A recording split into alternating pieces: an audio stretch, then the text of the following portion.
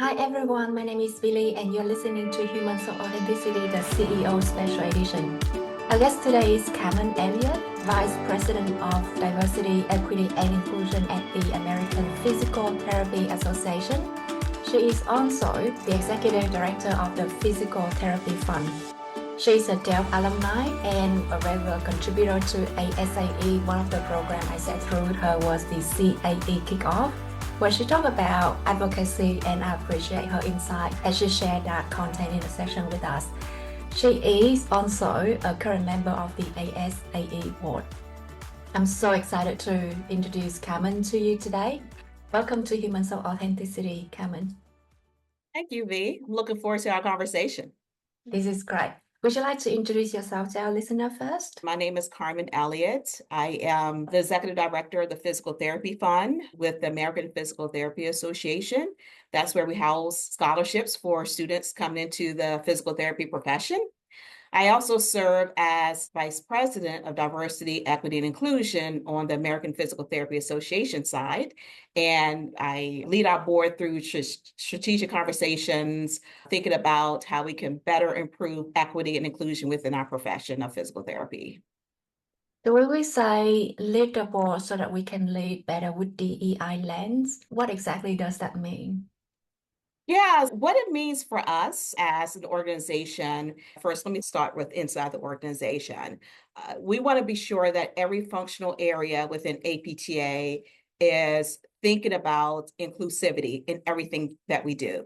So in our meetings and events, we have what we call an event commitment.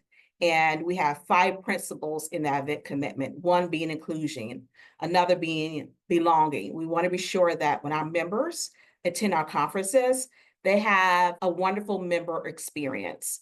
Do we have gender neutral bathrooms? We go through a really vigorous list to ensure that our members are having a great experience. With our nominating committee, are we thinking about equity and inclusion when we look at our slate of candidates? So just ensuring that we are embedded DEI, conscious inclusion through everything that we do in every functional area of APTA. For our members, we want to be sure that our members have the tools and resources to better serve their patients and their clients in their community. And that means thinking about webinars. Do we have things for them to think about when they are seeing patients? Do they have their intake list that they use when they're seeing patients? So we just want to be sure that our members have the tools necessary to better serve society and community that's extremely diverse and will continue to grow in diversity. So that's really what we do when I say we infuse it across everything we do. So it's just not Carmen in Carmen's silo. It's really about how I, in my role, in ensuring that across the organization, we are threading diversity, equity, conscious inclusion through everything that we do.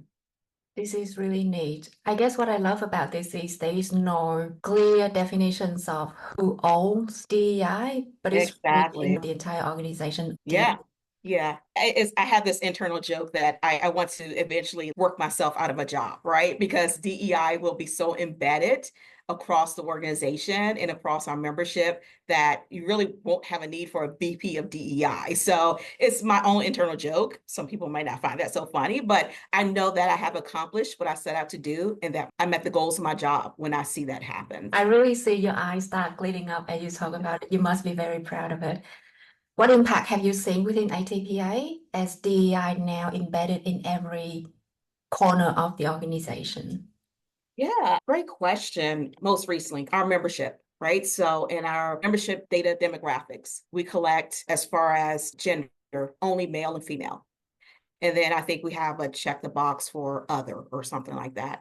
And just recently, we went through a whole year process, really looking at our data demographics. We are heavily female profession. But when our members respond, we have 12, 13% of members who did not respond male or female. And it's because they do not see themselves in our demographics. So we went through probably a year-long project of expanding our sexual orientation, gender identity demographics now on our membership form so that those who are part of APTA, those who are joining APTA, can now see themselves as a member of APTA. So That's just one clear example of how we have ensured that we are meeting the needs of our members so that members can better meet the needs of society. That's just one example of how we are trying to, of course, ensure that we are threading this through. And probably one of the best outcomes that I've seen since I have taken on this role is that we now see large diversity within students coming into the profession. So we have what we call a centralized application system, and this is where students apply for PT school. And we have seen where year over year it has increased by 3%. So I think over a 2-year, 3-year period, we have now seen the increase of diversity within our applicant pool to over 10%. And that's just fabulous, right? Now our applicant pool is almost at 50% of persons of color who now have applied to PT school. So it's so exciting to see that we are making a difference and we're measuring the impact that we're making. So what you've just described, not only positive change within your organizations and the composition of the membership that I was hearing, you also make a positive change for the next generations of physical therapists. Yes, we are. Yes. This is really cool. I know that you've worked in different settings before you entering ATPA. You work in health space, advocacy, and now in the DEI space. I'm curious, if you're looking at your entire career, what is the one thing that you like the most about yourself in that experience? What I like about myself is the resilience that I have carried throughout my career. And just thinking about my background a bit, I was a single mom for a number of years before I got married, and a young single mom. And it's just always the resilience that I have had throughout my career, because it wasn't just about Carmen anymore. It was about this addition to my family now, right? So thinking about how I wanted to grow in my career, but also setting the example for my child. And when I think about my career, I was always very strong in healthcare. I wanted to be a physician. That's what I started out to become. And then I found out that I was actually better on the business side of healthcare than the treatment side. And that's what I did. I continued to pursue that, educate myself in the business side of healthcare. And it was always about ensuring that people had access to their basic healthcare needs. That's always been my mission in life. I want to be sure that people had access to their basic healthcare needs. And of course, what better place to do that than coming into the association space, right? Association is all about community. We want to be sure that people have access to resources and access to networks. So coming into the association where the main focus is healthcare and ensuring that people have access to their basic healthcare care needs was really important to me. And every day I think about what I do and how that impacts my son, who's now a grown man. But I see how the resilience that I carried throughout my career and my lifetime impacts him. And he's a very successful accountant now and working for Ernst & Young, one of the top accounting firms. And I feel proud of that because I think, gosh, did I have something to do with that? And he just saw that in his mom. So really, for me, the one word has been resilience. That probably was a long answer to your question, but the one thing I think about in my career is my resiliency, which leads me to rejection, right? Because in my opinion, my rejections in life led to my resilience. Whenever my guests talk about resilience, I always curious of the motivations behind that resilience. Can you share with us a little bit what pushing you to keep going forward in your story? What keeps me going is that I'm a lifelong learner, and I feel that as I continue to go along my trajectory, I'm learning more about myself, learning about more what I want out of life, learning more about people. And I often share my story of being a young single mom, how it was always about the grit and the grind early on. So I got to make the money. I got to rise up through the ranks. And I would say early on, I really didn't enjoy the journey, right? And I didn't take the time to smell the roses, as some folks may say, because I was so much about the grit and the grind. And I would say that now what keeps me going and keep me pressing is I'm enjoying the journey now. And I'm taking the time to learn from others, and hopefully they're learning something from me. I'm taking the time to really just enjoy what's around me and really hearing and listening to others and their stories. So I think that's what keeps me going is that there's so much out there. And when, especially in the association environment, just hearing from my colleagues, just have those wonderful conversations like, what's going on in your association? Let me tell you what's going on in mine. And just having those type of conversations is what keep me going. So it's always something different. And I learn from that. And I like just having that tucked away because as I hear stories, I can share with others, hey, I heard something like that the other day. And let me talk through what they said about it. And it's just really helpful in my journey. So I just enjoy right now just taking my time and enjoying this journey, every aspect of it. So I'm not rushing through it anymore. It's beautiful. In the beginning, you were on survival mode. And Mhm. then somewhere along the line, you realize that you start wanting to enjoy the journey, take a stop and smell the flowers in your analogy. Was there a defining moments that helped you realizing that you should slow down so that you can enjoy the journey? Yeah, I would say that there definitely were defining moments. I wouldn't say it was one in particular, but there were just times when it was like one year after another, something was always going on. My father passed away, unfortunately, from a sudden heart attack. My son came along. And then after that, I was in a major car crash. And I just think about in succession, all these things were happening year after year. And I remember when I first came into the association environment and still in that survival mode. But then I recall one day just thinking about my life in general and having a conversation with my sister. And we were just talking about how life just seemed to go by so quickly. And I had this one defining moment where my daughter and I were traveling. We were actually heading to dinner after she just made honor roll and she had got her little certificate and everything. And we were heading to dinner. And speaking of the car crash, that's when it happened, right? So someone ran into the back of us. Oh, And I recall just how my daughter walked away without anything. Nothing happened to her, but I was pretty banged up from the car crash. And that was probably the pivotal point for me. I was just thinking about even for that evening, like we went to her school, we celebrated, we were heading to dinner, and this happened. And I just think about how life is so short. Yes, I lived through it, but at the same time, just think about how things could happen so quickly. And that probably was a pivotal point for me where it was just like, okay, slow down and enjoy. And I even think about that evening, how we were rushing to go have dinner together. So ever since that happened, it just made me to really take my time and enjoy life. And I would say me maturing in age also helped quite a bit too. So that pivotal point for me helped me to better understand that life is so important and mm. how quickly it could go by.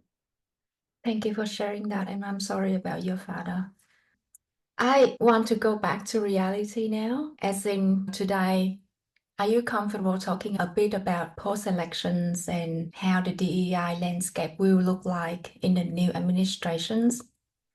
Yeah, I think it's pretty evident that this administration coming in is not interested at all in DEI. And if they could eviscerate the term DEI, this administration will do. And so, us in the DEI space, we recognize that, right? But I'm a firm believer of staying the course. And anyone who's been in DEI space for a while, we know it ebbs and flows. We have those peaks and we have those valleys. And this is probably one of those times, but it's also not the time to back away and to give up. It's not for the faint in heart, that's for sure. But I would say moving forward, you may have to think about your strategy differently to be sure you're not putting it at risk. So I run the physical therapy fund, and a large part of the fund is about race-based grants and race-based scholarships. I have to think about that. What can I do differently to ensure that I'm not putting the fund at risk? So yeah, you will have to probably think about your strategy a bit differently, but don't lose your outcomes and what your expected outcomes and results should be. So I would just say that to anyone as this new administration come in, think about what you're trying to accomplish, what you're trying to achieve, and then build your strategy around that. So stay the course. It's okay. We're going to be okay. Thank you so much for that. Let's move to the keyword conversations, and you're bringing a very interesting one today. Can you share with us a bit about that? Yeah, so rejection really hit me because one is a negative word, right? It's not something you really want to talk about. Rejection sucks. It always has, and it always will. It's not a good feeling.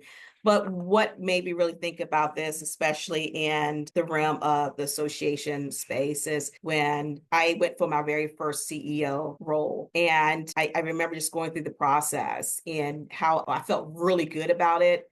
I knew enough about the organization to be dangerous. I was really good at the interview process, and I know I rocked it. I know I slammed it, and then got the call that I did not get it. And this was my first time out the gate going for a CEO role and preparing for it, leading up to it. And it just hurt. And then the hurt didn't end there. I recall that when I did see who the person they decided to go with did not look like me at all. And I'm like, wow, I had a lot more experience. I knew I brought more to the table, but they went with this other person that pounded on the hurt and disappointment and rejection that I felt. And then not only that, to take it one step further, they actually had the new CEO to solicit my current CEO at the time to be a member of their board. So it was evident that they wanted the strategies that I brought to the table, but they didn't want me. So it was just like kept piling on, right? It wasn't just the rejection of not getting the job, but then seeing who got it, who looked completely opposite of me. And then the third was on top of that, now they wanted my strategies, but they didn't want me. So they got someone who was even higher up than what I am. And so I recall that really affected me for a while. Like, I'm not going to try this anymore. This is ridiculous. It hurt. I had to get past the pain. So that's what led me to really talk about rejection, because I just want to inspire and encourage others out there who are aspiring for a C-suite or chief executive officer role or a higher level role to not give up. Rejection will come. It's all about how you handle that rejection. So that's what inspired me to focus on this keyword.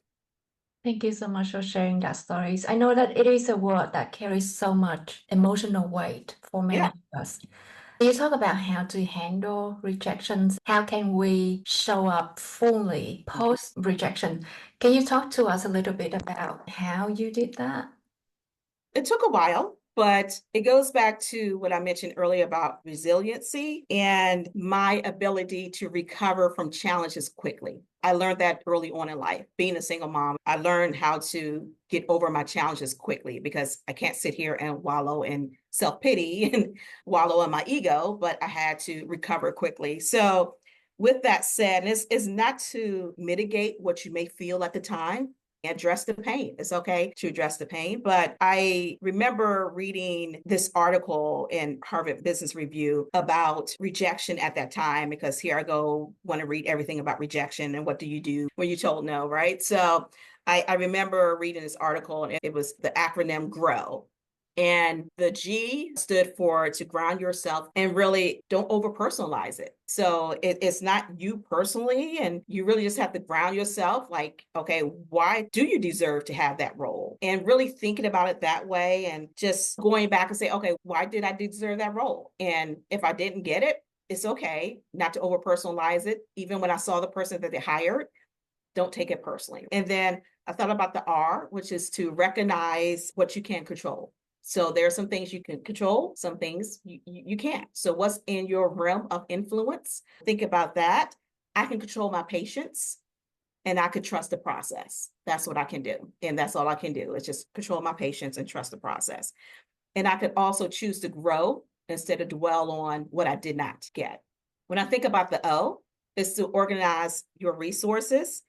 I had access to friends, to my Dell colleagues, to my network, right? Reached out to a few of them who understood, got it. They were CEOs themselves, and they didn't always get what they wanted, but they were great in helping me to get through it.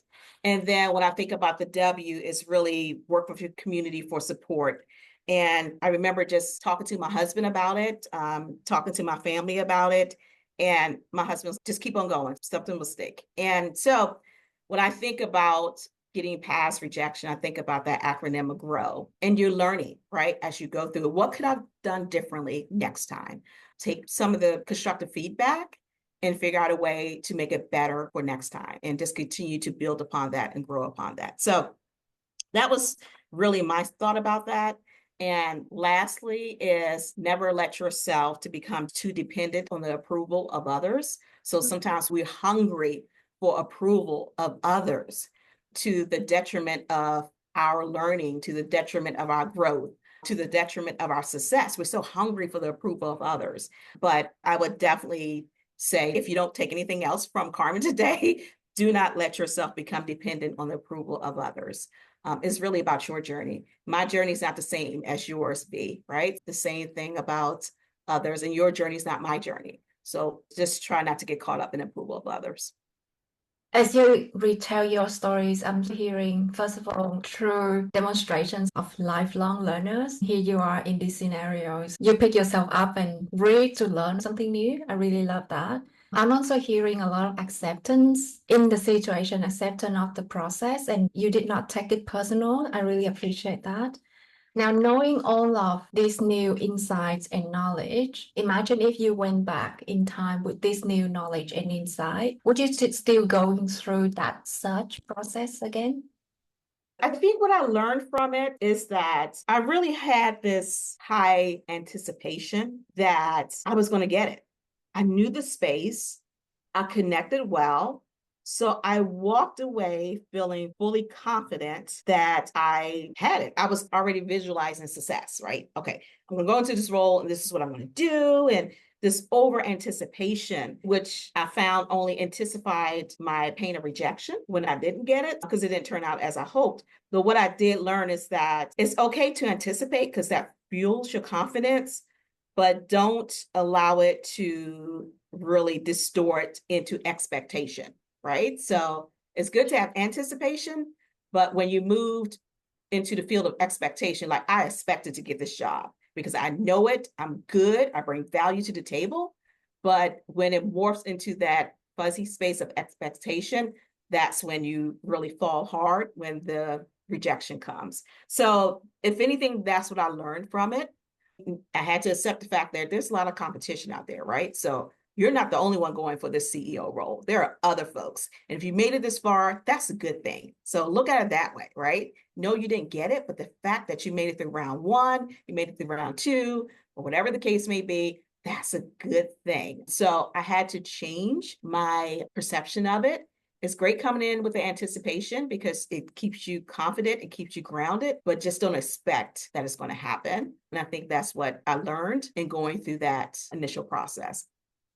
Thank you so much for going through that thinking process with me.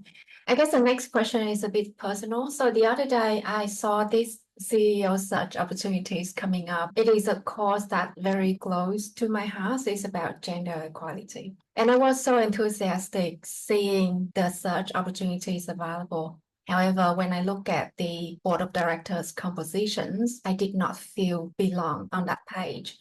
Do you have any advice in the pre-applications phase? Yeah. Okay. So I would say definitely to go for it. But with that said, that could be your opportunity in applying, right? So just recognize that and call it out. And it's not that you're trying to create disruption right off the back, but what you are doing is connecting the dots that, hey, this is about gender equality and your board representation doesn't speak to that. And it's okay to recognize that, to call it out and say, hey, here's how I can bring value to your organization. Nice. That's my thoughts on that. I do know that, especially as females, we have this thing where we look at something and then if we don't fit 100% of the criteria, we won't go for it. So meanwhile, our male colleagues, they probably fit about 60% of the criteria. I'm going to go for it. So that's the difference there. But I would say, yeah, call it out, identify it and say, here's what your organization represent. I'm not visually seeing it, but here's what I can do for you. Here's the value that I could bring to this organization. And we could meet this mission, this vision of gender equality. This is cool. Thank you. You give me the goosebumps. One last question I'd love to hear from you about rejections before we move on. So how has your relationship with rejection evolved over time? I would say three ways it has evolved. One is I have learned with humility, right? Really just keeping my emotions in check. I would say that very first time when I didn't get that role, I cried. A couple of days I cried. I have learned to keep my emotions in check and recognize that it wasn't me. There are things I could have done differently, but not to take it personally. And I know as successful people, we want to hear the motivation, we want to hear the great things, but it's okay to have someone in your corner who say, you know what, maybe you should have thought about that differently. So I would say I have learned with humility is one. Another is I have found the courage to grow. And I wouldn't even say finding the courage. I would say I found the courage to grow, because that's the thing about rejection, right? It reveals areas in which we have yet to mature. And so I have found the courage to grow over time because it has matured me in ways in recognizing what I need to do, especially as an association executive. And then lastly, I would say have the grace to let it go, right? Sometimes we could beat ourselves up over it. For a long time, that hung over my head. Even now, the fact that I'm still talking about it's been a few years ago, but it's okay to give yourself the grace to let it go. Once you process the emotional side of it, once you got past the reality of rejection, it's time to show yourself grace and kindness. And so that's probably the third thing I would say. Just give yourself the grace and the space to, like, it's okay. And time to move on and return to that place of gratitude. Just be thankful for what you have done and the impact that you have made in the association space and in the community. So just think about all of that. So yes, rejection can be painful, but you learn from it and just don't allow it to be debilitating, but just get up and move on. And that's what life is all about, lessons that we learn. Thank you so much. I love the first one about learn the humility and acknowledge the emotions and let all of the emotion in check. I've noticed that most of the times as we get into the professions and somewhere along the line, professionalism also being seen as being very rigid and do not show our emotions. So I appreciate that you calling us out on that. Yeah. Let's talk a bit about your mantra as a leader of organizations. Can you share that with us? Yeah, so my mantra is it's an old Nelson Mandela quote, and it's I never lose, I either win or learn. And it really goes back to the whole rejection concept, right? So we learn as we go through rejection. And if anything, we learn how resilient we are. So that is my mantra as in leadership is I never lose. I don't look at any situation as a win-lose. I feel that either I won it or I've learned through that process. And when I've learned things, what have I done to apply those learning opportunities or those learning nuggets? What have I done to apply it for the next time around? So that's pretty much my mantra. And it totally links back to thinking about rejection in a different way. You talk a lot about found the courage to learn and grow. Is there a particular stories where you can share with us about what you have learned in your rejections experience?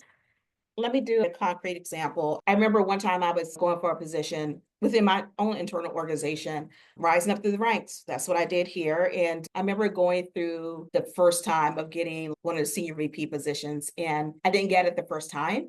And I remember the COO at the time took me out to lunch and she said, Carmen, we saw exactly where you were trying to go, but you didn't give us strategy. Like, what was the outcome? What does success look like? So I'm like, I thought I did that. Then I found that I did, but I didn't interpret it in a way for those interviewing me to better understand. So that was very helpful, right? So I went back to my materials, and granted, I have already lost out on getting the job, but it did allow me to go back to my materials and make some changes so that next time when another opportunity come up, I could better outline what my strategy is. It was there the entire time. It really was. But for some reason, I did not speak to it. I did not really lay it out very distinctly. And I learned from that on how I could better present myself so that my strategy is very clear. So I would say just taking those small nuggets that you hear and some of the feedback that you hear and continue to apply it. Not to the point where you're spinning, because you will get to a point where you just spin. Everyone's saying stuff, oh, but how do you apply it in a constructive way so that you are successful the next time? Let's talk about your legacy. So, what legacy do you envision sculpting for the physical therapy fund? Yeah, my legacy is simple that I will left it a little better than I found it. So I would say when I took on the role as the very first executive director of the Physical Therapy Fund, it was at $1.3 million in endowment. And I remember my goal when I took on the role was to double it. And we were in our centennial year. And yeah, so that was the goal and laid out the strategy to make it happen, worked very closely with my organization's CEO and met that goal plus more. So I want my legacy to be that I left it a little better than what I found it. And that in serving in various roles and capacities within my organization, it allowed me to be a better rounded person in the organization space and association space, should I say. And so when the next person, because I'm always thinking about succession, and that when the next person come behind me, they will say the same thing, that it's good, but I want to leave it even a little better than what I found it. And I believe I have. Congratulations. That is amazing. I know it is a team effort when you were able to deliver the outcomes. However, let's get personal a little bit here. What do you think that's uniquely about you? What do you do in that scenario that returns such a strong outcomes for the organization? Uniquely about me, I would say that this is one thing I have learned. This is going to be a roundabout answer to your question, but I have learned to be a better collaborator. I always been that type of person to get the job done. And as a woman of color, there's a double standard there. We don't always get chances to make mistakes, right? We don't get multiple opportunities. And as much as we would like to take risk, sometimes it works for us, sometimes it does not. So I was always the type to ensure that when I get it done, I'm going to get it done, head down, I'm going to get it done, right? So I would say, if anything, what I have learned or coming out of this role is better collaboration, because the point of the PT fund is I have to raise money to ensure the long-term sustainability of the profession through scholarships and grants, right? And the only way you can raise money is by building relationships. I have learned to be a better relationship builder, have learned to be a better collaborator. I have learned to be a better strategic thinker so that I can ensure that we are giving out X amount of scholarships per year. And not just thinking about what's going to happen tomorrow, but thinking about long-term, 10 years down the road, how large should this endowment be to ensure that we are meeting the needs of the profession and that we are getting more and more students to come into the physical therapy profession. So what did I do personally to ensure my success is I really learned to be a better collaborator, also learn to be a better relationship builder. Those are two important characteristics that I need to be successful in this role. Whenever we talk about donor relations, which I'm hearing is the realm that you are in at the moment, there's always that very fine balance between building relationship and obtaining the transactional values of our donors.